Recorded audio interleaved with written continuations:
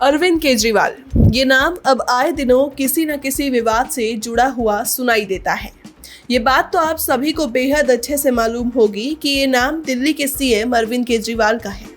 दरअसल मसला सारा ये है कि कथित शराब घोटाले की आंच अब मुख्यमंत्री अरविंद केजरीवाल तक आ गई। रविवार को सीबीआई ने सीएम केजरीवाल से 9 घंटे तक पूछताछ की।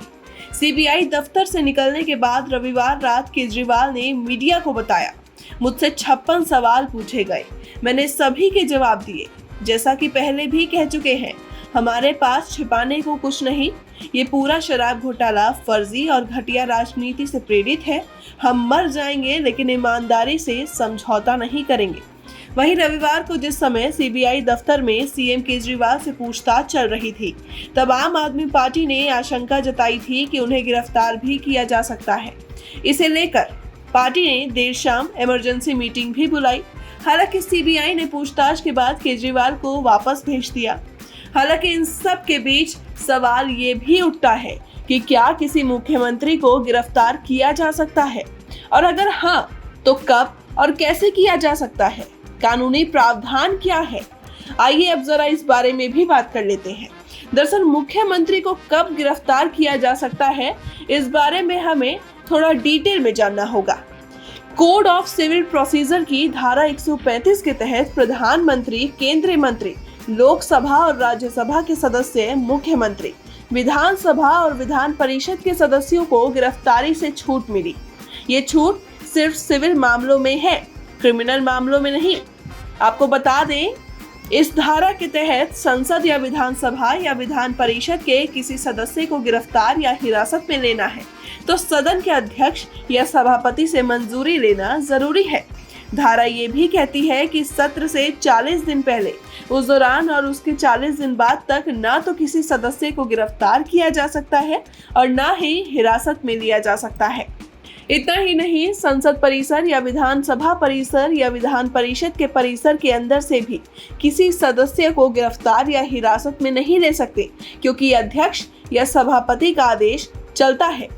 अब अगर क्रिमिनल मामलों में हो सकती गिरफ्तारी के बारे में बात करें, चूंकि प्रधानमंत्री संसद के और मुख्यमंत्री विधानसभा या विधान परिषद के सदस्य होते हैं, इसलिए उन पर भी यही नियम लागू होता है।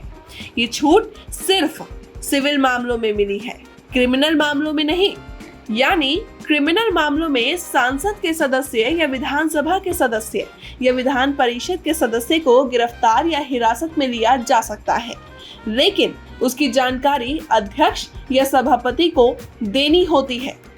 अगर राष्ट्रपति, राज्यपाल की गिरफ्तारी पर नियम की बात करें कि इन पर क्या नियम है, तो संविधान के अनुच्छेद 361 के तहत राष्ट्रपति और राज्यपाल को छूट दी गई है। इसके तहत राष्ट्रपति या किसी राज्यपाल को पद पर रहते हुए गिरफ्तार या हिरासत में नहीं लिया जा सकता। कोई अदालत उनके खिलाफ कोई आदेश भी जारी नहीं कर सकती। वहीं राष्ट्रपति और राज्यपाल को सिविल और क्रिमिनल दोनों ही मामलों में छूट मिली है। हालांकि पद से हटने के बाद उन्हें गिरफ्तार या हिरासत में लिया जा सकता है। अगर इतनी बात कर ही ली है तो आइए अब बात कर लेते हैं शराब घोटाले के बारे में।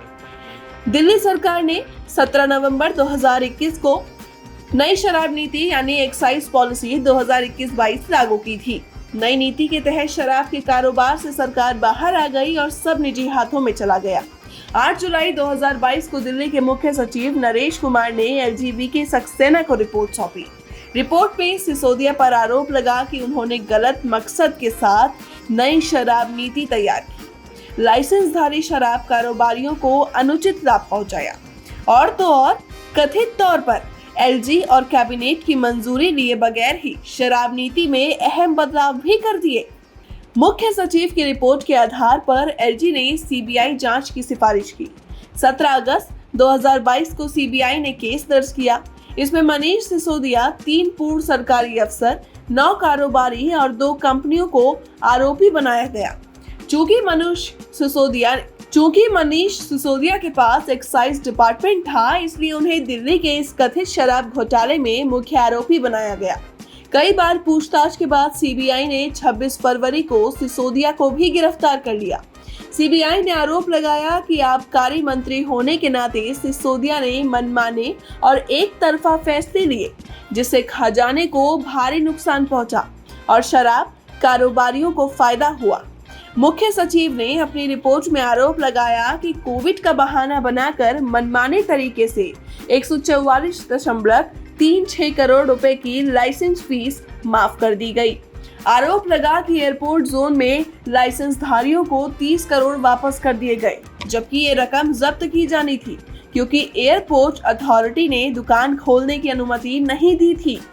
इतना ही नहीं, एक्साइज डिपार्टमेंट ने बिना किसी मंजूरी के विदेशी शराब की कीमतें तय करने का फॉर्मूला संशोधित किया और बियर पर 50 रुपए प्रति केस की एक्साइज ड्यूटी लेवी हटा दी।